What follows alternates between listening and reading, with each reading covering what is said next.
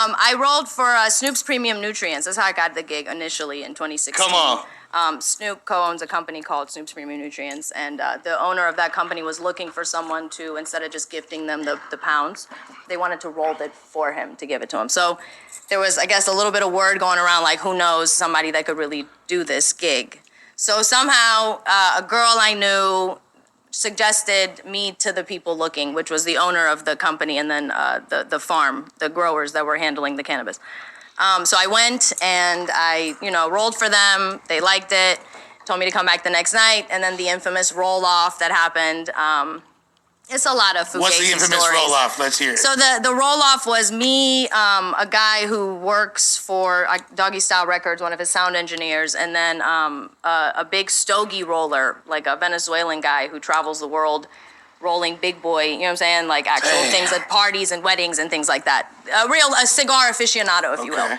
But the art of rolling a blunt is not the art of rolling a cigar, right? They're very fine, different practices.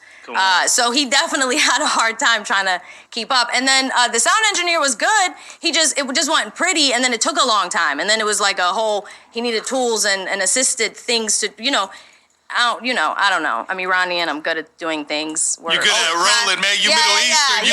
Come on, them grape leaves. Get them domas going. You feel me? That's why she's so fiery. Now it makes sense. So I just want to say, Brandon, and I want to just kind of make this clear. This is an iconic meme right here. You know what I'm saying? And you've been on some iconic shit before, and you created your own lane doing this.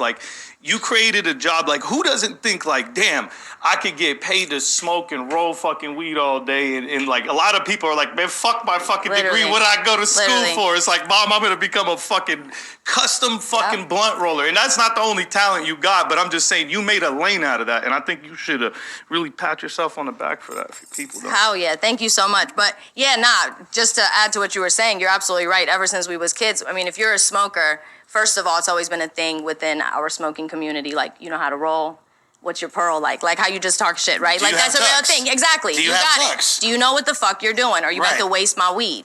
What's going on right now? What you about to pass me? Is this about to be enjoyable, or are you about to just give me anxiety and depression at the same time? So based off these things, I always definitely and I'm an artist in every right. In every facet of my life, I'm an artist. So I take everything that I do, obviously, perfectionist, all of those things that go along with being a crazy artist.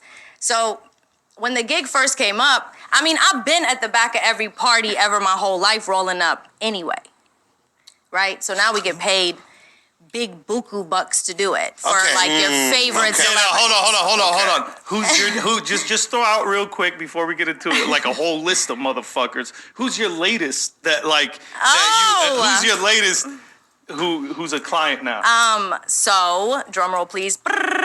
Let's go. The Locks D Block very own Jada Kiss. She got Jada. Hey, how did the Jada interaction go? Because that's something